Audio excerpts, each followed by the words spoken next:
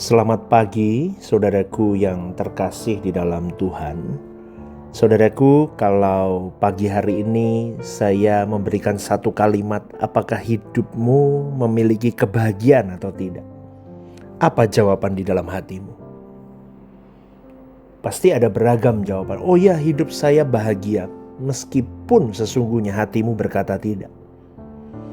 Atau mungkin Anda bisa menjawab saya, aku tidak mengalami kebahagiaan dalam hidup ini, pastor. Sekarang saya tarik balik semuanya. Kenapa Anda bisa memutuskan Anda bahagia atau tidak bahagia? Itu tergantung dari begini.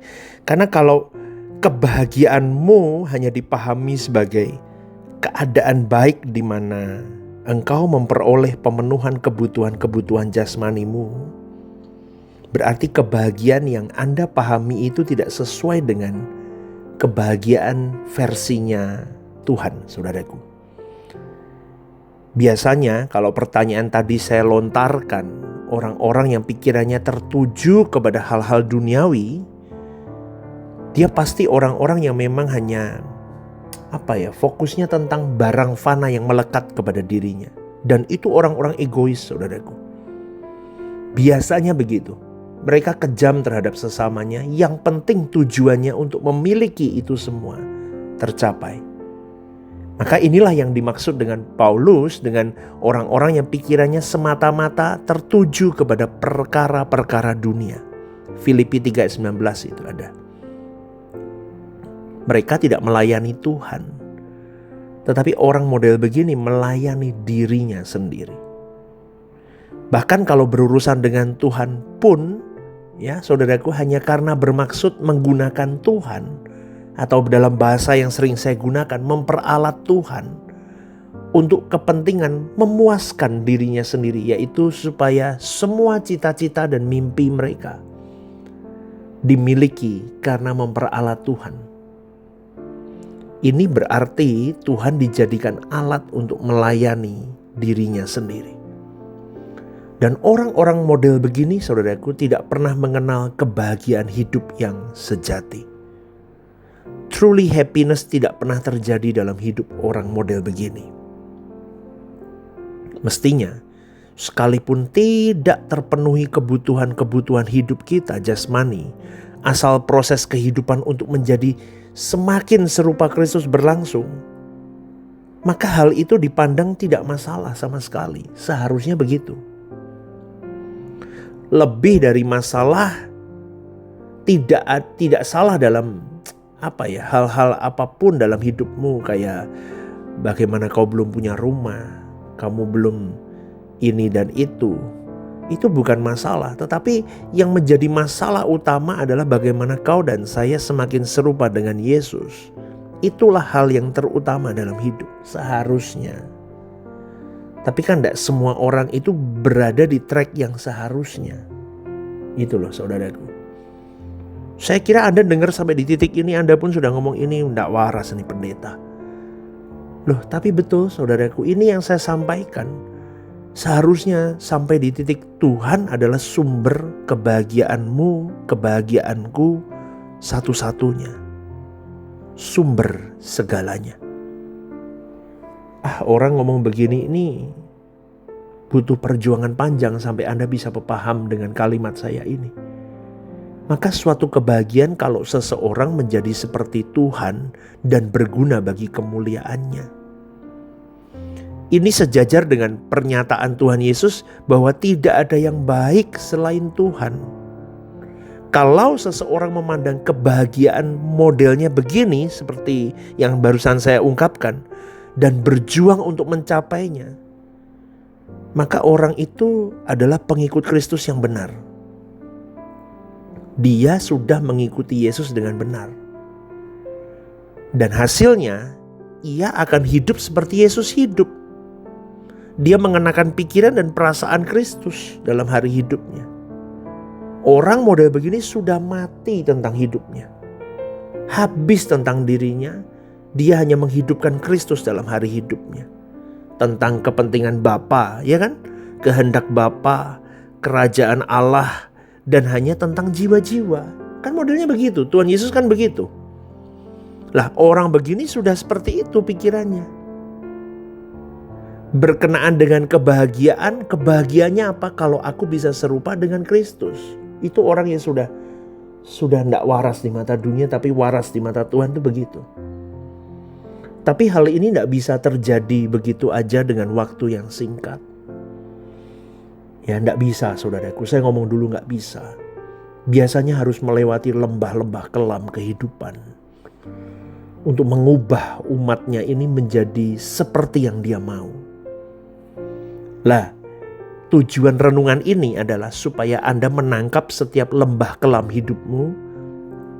Tangkap dengan benar, bawa ke Tuhan, minta hikmat Tuhan, garap hidupmu bersama dengan Roh Kudus, pandang Kristus, supaya kamu bisa masuk ke maunya Allah, gitu loh saudaraku.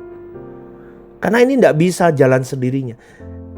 Renungan ini tujuannya supaya Anda sadar bahwa masalahmu, kehidupan yang berat dalam yang kau lalui hari ini, itu bukan beban, tetapi itu berkat. Supaya kamu semakin cepat ke sana, ke maunya Tuhan itu loh. Maksud saya begitu saudaraku. Biar mudeng. Tapi pastor, berat banget nih keadaan yang harus aku alami. Semakin berat berarti semakin jos. Amin gak saudaraku? Wah ini pendeta ngawur ini. Gak ngawur, percaya deh. Saya sudah alami itu. Lembah kelam yang harus saya lalui. Itulah dulu saya gak tahu juga saudaraku. Karena saya tidak ada yang mementor saya untuk hal itu. Roh Kudus sendiri dengan Tuhan yang mementor hidup saya. Lah saya mementor Anda melalui renungan-renungan begini.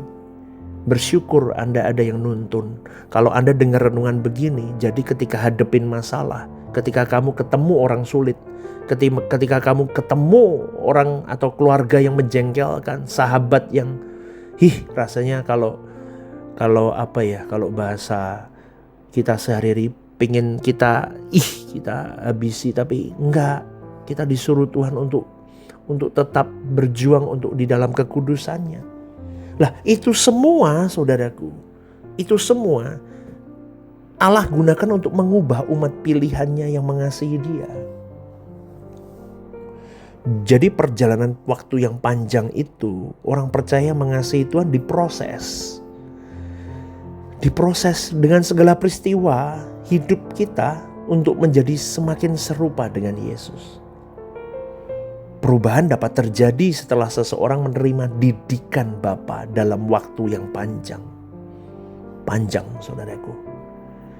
Kalau orang tua di bumi ini mendidik dalam waktu yang pendek sesuai dengan apa yang mereka pandang baik, tetapi Bapa di surga menghajar orang percaya agar dapat mengambil bagian di dalam kekudusan Allah dalam proses sepanjang umur hidupnya. Dari hal ini berlaku pernyataan indah pada waktunya. Amin, saudaraku. Semua akan indah pada waktunya. Bertahanlah, taatlah, segeralah berubah, responlah dengan benar. Indah pada waktunya berarti pada waktu setelah mengalami proses pembentukan itu, seseorang menjadi serupa dengan Yesus sehingga layak dipermuliakan bersama-sama dengan Tuhan Yesus. Itu terdapat dalam Roma 8 ayat 21. Kemuliaan bersama dengan Tuhan Yesus adalah puncak kebahagiaan sejati kita. Di mana lutut setiap orang percaya bertelut dan setiap lidah mengaku bahwa Yesus adalah Tuhan bagi kemuliaan Allah Bapa. Amin, saudaraku. Anda kalau dengar gini kan sudah mulai buka nih. Kalau belum paham diulang lagi renungan ini sampai Anda paham.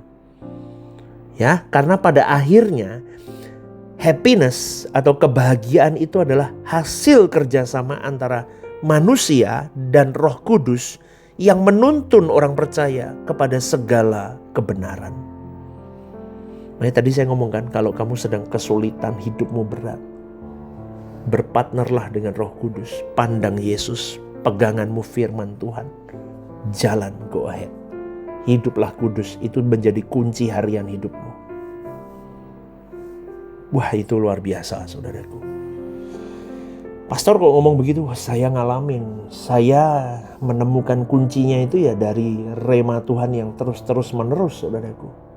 Saya di kamar doa, saya belajar minta didikan Tuhan sendiri untuk menemukan hal ini.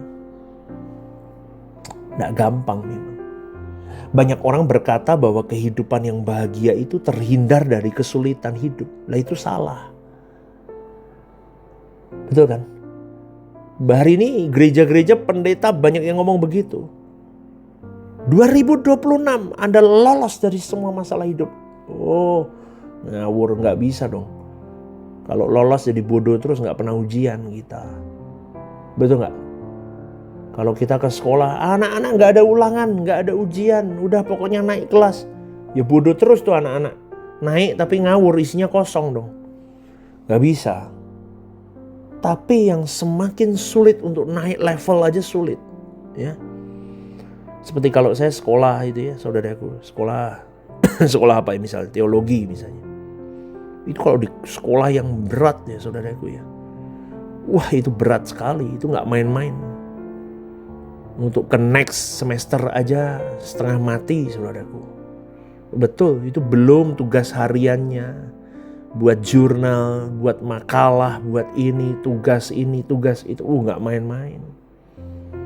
Tapi itu yang mengasah, itu yang membuat seseorang bayar harga untuk itu. Kelasnya beda. Sama yang udah pokoknya kuliah dapat ijazah. Beda dong, saudaraku. Beda, kelasnya beda. Lah, maka dari itu, saudaraku, sekali lagi. Banyak orang hari ini mengajarkan bahwa kebahagiaan itu kalau terhindar dari kesulitan hidup. Itu tidak tepat. Itu tidak tepat dan itu saya boleh katakan salah. Kebahagiaan hidup ditandai dengan bebas dari masalah. Itu salah. Problem dapat dihindari. Itu salah. Keuangan bisa berlimpah. Belum tentu. Terhormat di mata manusia. Belum tentu. Punya pangkat, kedudukan, terhormat, menonjol, hebat. Waduh. Menjadi kepala bukan ekor lagi. Aduh, saudaraku. Saya ngomong begini tidak menyerang siapapun, tetapi saya ingin kalian masuk ke dalam koridor kekristenan yang benar. Ya, pengertian kebahagiaan seperti ini adalah salah dan bisa menyesatkan kalian. Karena hal inilah banyak orang Kristen gagal menjalani hidup kekristenannya. Sehingga tidak pernah diselamatkan atau dikembalikan ke rancangan Allah semula.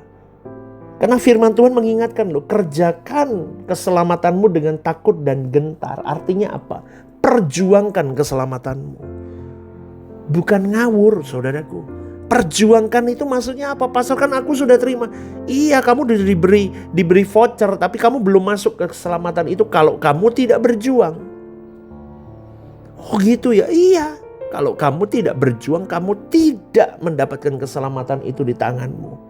Yang kamu dapatkan hanya pseudo salvation. Keselamatan semu.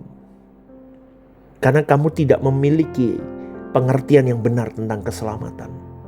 Kamu harus kerjakan keselamatanmu dengan benar. Dengan cara apa? Garap hidupmu tiap hari bersama dengan Roh Kudus.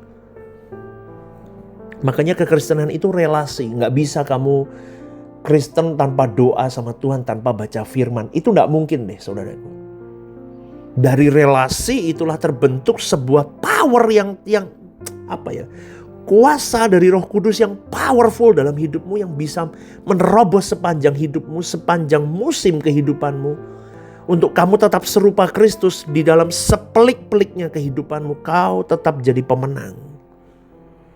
Tapi di dalam perjuanganmu, pertarungan hidupmu itu, dengan kekudusan, dengan tanggung jawab hidup, kamu bisa semakin serupa seperti Kristus semakin cepat kalau masalahmu semakin berat. Itulah kebahagiaan yang sesungguhnya. Kamu bisa be the winner every battle in your life. Setiap battle, setiap level dalam hidupmu, kamu jadi pemenang. Itu kebahagiaan yang sesungguhnya. Ternyata aku bisa ampuni orang itu loh, pastor. Itu orang yang jelekin nama aku luar biasa di luar sana. Itu kalau aku dulu udah apa, kalau bahasa Jawa itu dikeruas mukanya. Sudah saya cakar tuh mukanya. Tapi hari ini aku ketemu dia, aku bisa salamin dia loh. Aku bisa shalom, aku bisa peluk dia, aku bisa berkati hidupnya. Kok bisa ya pastor? Nah, itu ada kuasa dalam Tuhan yang bersama denganmu. Kamu semakin seperti Kristus. Amin gak? Lah itulah kebahagiaan. Bisa mengampuni yang seharusnya tidak bisa kita ampuni. Coba saudaraku. Dulu uangnya diambil orang, diciak orang, dimakan orang. Wah stres, uring-uringan, gak karu-karuan, sakit ini, sakit itu. Sekarang enggak, sekarang bisa ampuni orang yang ciak duitnya dia. Dia berkati orang itu, ketemu orang itu pun gak apa-apa, aku berkati kamu. Kenapa? Karena dia tahu Tuhannya hidup. Tuhan gak akan berhutang atas hidupku. Dengan aku mengampuni orang itu. Kok bisa ya pastor? Iya bisa, ada power di dalam Roh Kudus yang memampukan kamu untuk kamu bisa serupa Kristus, mengampuni musuh-musuhmu. Amin gak saudaraku? Itu the true happiness. Maka kalau kita lihat saudaraku, banyak orang Kristen menjadi frustasi karena mereka gagal mencapai kebahagiaan versi dunia pada umumnya. Karena mereka berkeadaan tidak seperti yang diharapkan. Tidak sesuai dengan konsep kebahagiaan yang dia pahami secara salah selama ini. Maka banyak orang Kristen bersungut-sungut dalam hati kecilnya nyalahin Tuhan. Kalau di gereja aja, apa kabar? Luar biasa, tapi bohong. Hatinya ngomong, omong kosong lah dengan hidup ini. Betul gak? Itu mungkin Anda yang dengar sedang begitu juga. Karena mereka tidak mengerti tujuan Tuhan beri keselamatan. Maka Alkitab menunjukkan bahwa musuh kita adalah kuasa gelap atau si iblis. Namun perlu diketahui bahwa yang membahayakan dari iblis dalam hidup orang percaya bukan pada waktu iblis merusak ekonomimu, kesehatanmu, mendatangkan berbagai kesulitan hidup. Tetapi ketika iblis menempatkan kau orang percaya di dalam ekonomi baikmu, tubuh sehatmu, nyaman hidupmu, kau punya segala kebahagiaan. Justru itulah yang membuat orang Kristen terlena dan banyak yang remuk di situ. Karena karakter Kristus tidak bertumbuh dalam hidupnya. Hal itu setelah cukup untuk membuat orang percaya hanyut dalam menikmati dunia. Sehingga tidak lagi mengalami proses keselamatan, yaitu dikembalikan dirinya pada rancangan Allah semula. Kenapa? Comfort zone, zona nyaman. Mau beli apa bisa beli. Besok ke Hong Kong bisa, ke Eropa bisa, mau ke Antartika pun bisa. Mau beli apapun bisa. Hobi apapun dituruti bisa beli. Itu orang-orang model begitu saudaraku. Dia hanyut menikmati dunia dan tidak pernah proses hidupnya untuk semakin serupa dengan Kristus. Maka pada renungan pagi hari ini waspada yuk. Jangan terjerat oleh tipu daya iblis. Kebahagiaan kita satu-satunya hanya Tuhan itu sendiri. Amin ya saudaraku ya. Semoga renungan ini menjadi berkat untuk kita semua. GSKI Rehoboth Semarang, One Vision, One Heart for Harvesting. Tuhan memberkati.